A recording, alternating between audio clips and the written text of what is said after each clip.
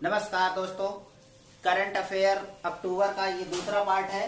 तो चलिए शुरू करते हैं, ज्यादा देर नहीं करेंगे, फटाफट देखेंगे। पहला पार्ट पढ़ चुका है। आप लोग अगर इच्छुक हैं तो चैनल पे जाइए, प्लेलिस्ट बना है, देख सकते हैं। पहला है चीनी उत्पादन में भारत जो है विश्व में पहला स्थान प्राप्त कर चुका है और निर्यात में दूसरा स्थान है। ठीक है, ये इम्पोर्टेंट है, आप लोगों के लिए जानना जरूरी है। 2020-21 में कुल उत्पादन 11.3 लाख टन का पैदावार हुआ था और 21-22 में हाल में जो है ये 360 लाख टन के पास पहुंच गया और कुल वृद्धि 15% की हुई। ये सारे इम्पोर्टेंट हैं, 15% इम्पोर्टेंट है। आकाशा एयरलाइन अभी हाल ही में नए आकाशा एयरलाइन शुरू की गई है, अगस्त 2022 से प्रारंभ हुआ है। 7 अगस्त 2022 से इसकी पहली उड़ान थी। कहाँ थी? तो अहमदाबाद और मुंबई के बीच में पहली उड़ान शुरू की गई। इसके संस्थापक कौन थे? तो राकेश झुनझुनवाला थे, जिनकी हाल ही में अभी मृत्यु हो गई, जो 62 वर्ष के थे। अगर बात करें अगला, तो 11वां सेंसस, एग्रीकल्चर सेंसस मतलब जनगणना की बात कर रही हैं या संगणना की बात कर रहे हैं। तो अभी पिछला वाला जो हुआ था 15-16 में हुआ था और जो हाल में होगा 21-22 का होगा। हर 5 साल पे ये होता है। कृषि मंत्री कौन है? तो नरेंद्र सिंह तोमर है। बस इतना ही जानना जरूरी। फॉर्च्यून ग्लोबल 500 क्या है? तो 500 कंपनियां हैं। जो फॉर्च्यून पत्रिका जो है 500 कंपनियों को, विश्व की 500 बड़ी कंपनियों को सूचीबद्ध करता है, कैटेगराइज करता है कि कौन कितनी अच्छा परफॉर्मेंस कर रही है। तो कौन कौन से देश टॉप पर हैं? तो चलिए उनके बारे में बात कर लेते हैं। टॉप पर है चीन, 145 कंपनी इसकी शामिल है 500 में, और यूएसए जो है 144 कंपनी इसकी शामिल है। और तीसरे नंबर पर आता है जापान। पहले नंबर पर चीन, दूसरे पर जापान यूएसए और तीसरे पर जापान आता है। भारत का नंबर अभी बहुत कम है, 9 कंपनियां भारत की इसमें शामिल हैं। अगर विश्व में बात करें कि कौन टॉप पर कंपनी है, तो वो वॉलमार्ट है, जो रिटेल से संबंधित है, अमेरिका की ही है। दूसरा Amazon.com, जिससे हम लोग सामान खरीदते हैं, जान ही रहे, इंटरनेट सेवा देता है, रिटेल सेवा भी देता है। तीसरा है स्टेट ग्रिड, ये है चीन की एनर्जी कंपनी है। अब बात करें भारत की जो 9 कंपनियां हैं उनका क्या रैंक है 500 में, तो सबसे बढ़िया रैंक जो है LIC की है 98%। इसको भी सरकार बेचने पर तुली है, जबकि अच्छा परफॉर्मेंस करती है। धन उगाही के चक्कर में हमारे देश की सरकार कंपनियों को बेचने में तुली है, चला तो पा नहीं रहे हैं, पता नहीं क्या रीजन है। अगर दूसरे नंबर की बात करें तो रिलायंस है 104 पे है। इंडियन ऑयल कंपनी है जो है 142 पर है। ONGC जो है 190 पर है, स्थान पर है। SBI भारतीय स्टेट बैंक जो है 236वां स्थान है इसका। भारत पेट्रोलियम 295 स्थान है। टाटा मोटर्स का 370 स्थान है और टाटा स्टील का 435 और राजेश एक्सपोर्ट का 437, जिसमें 5 भारतीय सरकारी कंपनियां हैं और 4 प्राइवेट कंपनियां शामिल हैं इन 9 कंपनियों में। तो ये इतना दुर्दशा होने के बावजूद भारतीय जो सरकारी कंपनियां अच्छा परफॉर्मेंस तो कर रही हैं, लेकिन सरकार भी इसको चलाने के लिए अनिच्छुक दिखती है। अब इसका बहुत सारे रीजन हो सकते हैं, आप लोग समझ ही रहे हैं। भारत नवाचार सूचकांक 2021 की अगर बात करें तो इसको जारी कौन करता है? तो नीति आयोग करता है। संस्करण क्या है? तो तीसरा संस्करण है। पहला संस्करण इसका 2019 में किया गया था। ठीक है, अगर बात करें इस रैंक में कौन किस स्थान पर है राज्य, तो ऑल ओवर पहला स्थान कर्नाटक ने प्राप्त किया है, दूसरा स्थान तेलंगाना ने प्राप्त किया है। ये इंपॉर्टेंट नहीं है, लेकिन मैंने आपको दे दिया है। इसकी कुल सूचकांक में क्या है तो 18.01 अंक इसको मिला है। तेलंगाना को 17.06, हरियाणा को 16.06, और ये पहली 3 कंपनियां हैं, पहले 3 राज्य हैं जो पहले स्थान पर हैं। बात करें अगर उत्तर प्रदेश की, तो ये 7वां स्थान प्राप्त किया है। मध्य प्रदेश 13वां स्थान प्राप्त किया है। बिहार 15वां स्थान प्राप्त किया है। ये 3 ऐसे राज्य हैं जहां से आप लोग बराबर सुनते होंगे कि सबसे ज्यादा यहाँ के नेता प्रधानमंत्री बनने के लिए मुंह बाए रहते हैं, लेकिन इनका परफॉर्मेंस देख लीजिए तो हर जगह बर्बाद है। तो ये थोड़ा सा दुख होता है देख करके, अपने देश के ये बड़े राज्य हैं और इन सब राज्यों का परफॉर्मेंस बहुत ही घटिया है। पूर्वोत्तर एवं पर्वतीय राज्यों की बात करें तो पहले स्थान पर मणिपुर है, दूसरे पर उत्तराखंड है, तीसरे पर मेघालय है।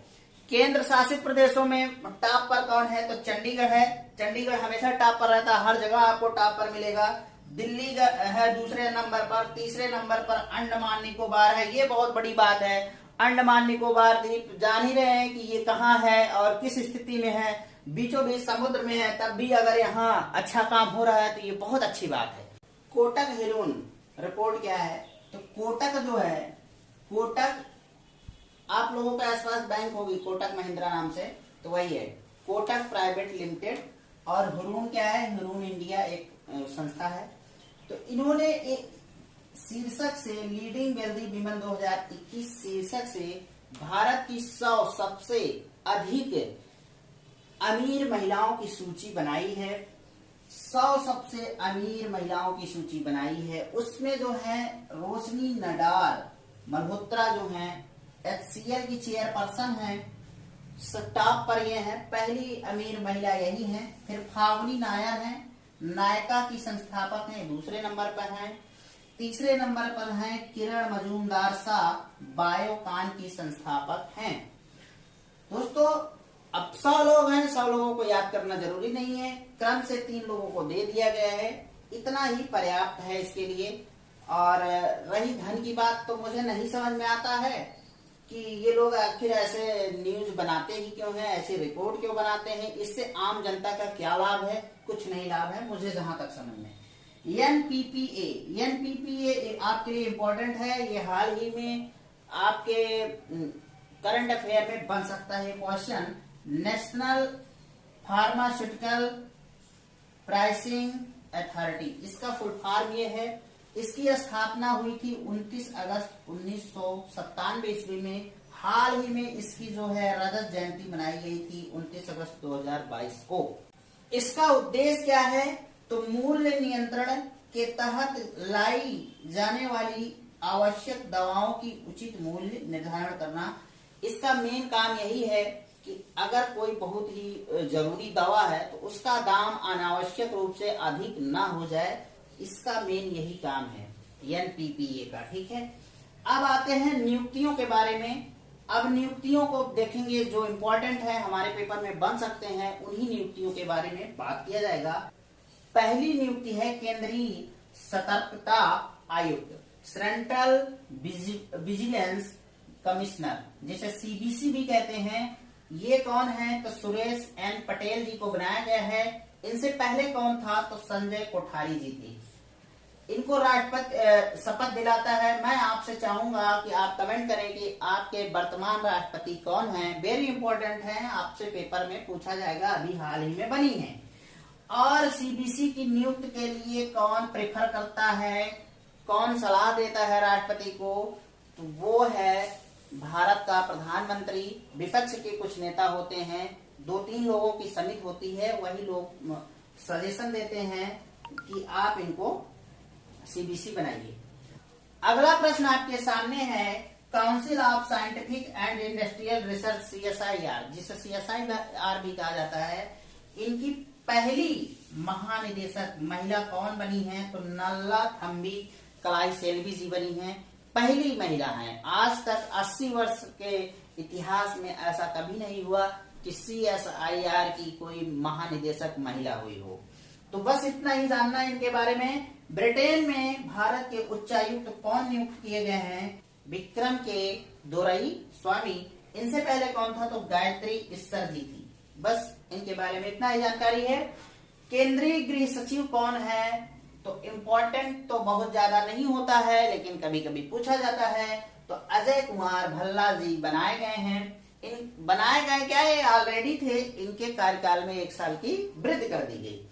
अंतरराष्ट्रीय मुद्रा कोष के निदेशक मंडल में कार्यकारी निदेशक कौन है तो वो हैं अभी हाल ही में बनाए गए हैं के सुब्रमण्यम जी। बस इनके बारे में इतना ही जानना है आपको। डीआरडीओ के नए चेयरमैन कौन बनाए गए हैं, वेरी इंपॉर्टेंट है, बराबर पूछा जाएगा। समीर बी कामत जी बनाए गए हैं। इनसे पहले कौन था तो सतीश रेड्डी जी थे।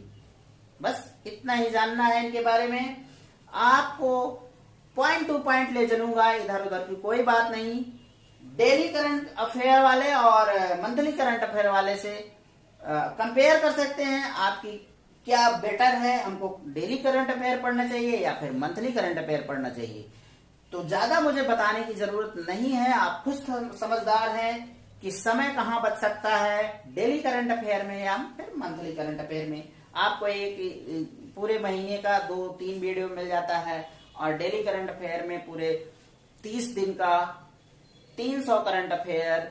और डेली पढ़ना भी थोड़ा सा कठिन होता है, कहीं न कहीं आदमी चला जाता है, तो ये भी दिक्कत होती है। आगे बात करें रक्षा मंत्री के वैज्ञानिक सलाहकार कौन है, तो डॉक्टर जी सतीश रेड्डी। जी सतीश रेड्डी यही वाले जो डीआरडीओ के पहले थे, अब ये रक्षा मंत्री के वैज्ञानिक सलाहकार रहेंगे। बस इतना ही इनके बारे में जानना है। अब बात करेंगे सेवेलियर दी ला लीजन द ऑनर के बारे में। तो ये फ्रांस का सर्वश्रेष्ठ नागरिक सम्मान है और ये गौरव प्राप्त किया है हमारे देश के कांग्रेस पार्टी के नेता शशि थरूर जी। शशि थरूर जी वेरी इंपॉर्टेंट है। अभी ये कांग्रेस अध्यक्ष पद के लिए चुनाव भी लड़ रहे हैं, तो देखिए कौन जीतता है, ये बात है। तो जीतने हारने की अलग बात है। और इन्हें क्यों दिया गया, तो ये युवन में जो है भारतीय राजनयिक थे और इनके लेखन और भाषण के लिए इनको दिया गया। अगर मेरा पर्सनली व्यू पूछा जाए कि भाई कांग्रेस का अध्यक्ष कौन बनना बेटर रहेगा, खड़गे और शशि थरूर जी में, तो मुझे लगता है कि शशि थरूर जी ज्यादा बेस्ट हैं, क्योंकि ये अभी युवा भी हैं और अच्छे से काम भी कर पाएंगे। चलिए आगे देखते हैं। विश्व बैंक के प्रधान अर्थशास्त्री किसे नियुक्त किया गया है, तो ये भारत के हैं इंद्रमीत गिल जी। इनसे पहले कौशिक बश को 2012 में नियुक्त किया गया था। ये पहले भारतीय थे, अर्थशास्त्र के अर्थशास्त्री जो हैं विश्व बैंक में बनने वाले, तो पहले भारतीय थे। बांग्लादेश में भारत का उच्चायुक्त किसे नियुक्त किया गया है, तो प्रणय कुमार जी को नियुक्त किया गया। अगला देखें, राष्ट्रीय स्टॉक एक्सचेंज NSE के प्रबंध निदेशक किसे बनाया गया है, तो आशीष कुमार जी को बनाया गया। तो ये तो है नियुक्तियां। अब बात करेंगे पुरस्कार के जो इंपॉर्टेंट होते हैं आप सबके परीक्षा में। 31वां व्यास सम्मान जिसे देता कौन है, तो बिरला फाउंडेशन देता है, के बिरला फाउंडेशन। पाया कौन है, तो असगर वजाहत जी पाए हैं। किस लिए पाए हैं, तो महाकवि तुलसीदास के जीवन पर आधारित इन्होंने महाबली नाम का नाटक लिखा, इसलिए इन्हें के बिरला पुरस्कार दिया गया, जो आप व्यास सम्मान भी समझ सकते हैं, साहित्य में दिया जाता है। ठीक है। अब बात करें रेमन मैग्सेसे की, तो वेरी इंपॉर्टेंट है ये वाला तो वेरी इंपॉर्टेंट है, 100% आपके पेपर में आता ही है, तो इसको आप छोड़िएगा मत और बढ़िया से जो बता रहे हैं सुनिएगा। इसमें 4 लोगों को दिया गया है। सेठियारा छिन को दिया गया है, फिर तदासी हटोरी को दिया गया है, फिर बर्नार्ड मैड्रिड को दिया गया है या बर्नार्डे मैड्रिड को दिया गया है। चौथे हैं गैरी बेनचेघिब। तो अब विस्तार से जान लेते हैं। सेठियारा छिन जो है ये हैं कंबोडियाई मनोचिकित्सक हैं। ठीक, इन्हें दिया क्यों गया, इनका काम क्या था, तो खमेरू रूज के शासन काल में सताए गए पीड़ितों का इलाज इन्होंने किया था, इसलिए ये प्रसिद्ध हुए और इनको रेमन मैग्सेसे 2022 का अवार्ड दिया गया। तदासी हटोरी ये जापानी नेत्र रोग विशेषज्ञ हैं। इन्होंने क्या काम किया कि वियतनाम में हजारों ग्रामीणों का इलाज मुफ्त में किया। अधिकांश लोग वियतनाम में युद्ध जब हुआ तो वहां बमबारी के कारण आंख के रोग से बहुत ही परेशान हो गए और इसमें इनकी मदद की, इनकी दवा की। तीसरे हैं बर्नार्डे मैड्रिड, फिलीपींस के हैं ये और बाल रोग विशेषज्ञ हैं। हजारों प्रताड़ित बच्चों का व उनके परिवारों का चिकित्सा व कानूनी सहायता की इन्होंने और सामाजिक सहायता भी दिलाई।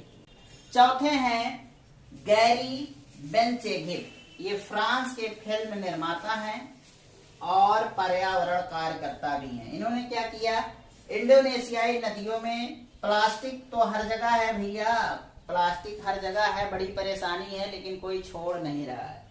न सरकार छुड़वाना चाहती है, बस नौटंकी है कि प्लास्टिक बंद कर दिया, लेकिन मार्केट में प्लास्टिक डंप है और आम जनता भी प्लास्टिक को छोड़ना नहीं चाहता है, क्योंकि वो उसके जीवन में घुस गया है पूरी तरीके से।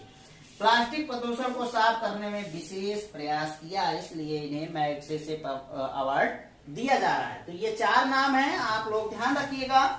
संस्करण कौन था मैग्सेसे अवार्ड का, तो 64वां संस्करण था।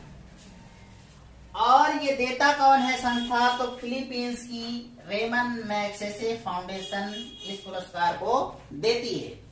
आगे बात करें ये क्यों देती है, तो रेमन मैग्सेसे जो है फिलीपींस के राष्ट्रपति रहे हैं और वो मृत्यु को प्राप्त हो चुके हैं, उन्हीं की याद में ये अवार्ड दिया जाता है।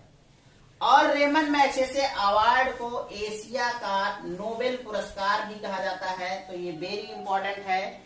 एक तो पूरे विश्व को वाले नोबेल पुरस्कार दिया जाता है, किसी को भी दिया जा सकता है, और एशिया में रेमन मैग्सेसे फिलीपींस के द्वारा दिया जाता है। तो ये था आज का करंट अफेयर दूसरा भाग, और तीसरा भाग आपको जल्द ही मिल जाएगा। रही बात वीडियो शेयर करने की, तो शेयर कर दीजिएगा। अगर इतने देर तक बने हैं तो लाइक भी कर दीजिएगा। चैनल को सब्सक्राइब जरूर करके रखिए। आपको बेहतरीन कंटेंट दूंगा कि एक भी क्वेश्चन करंट अफेयर से नहीं जाएगा बाहर, मेरी गारंटी है। तो चलिए आज के लिए बस इतना ही। नमस्कार।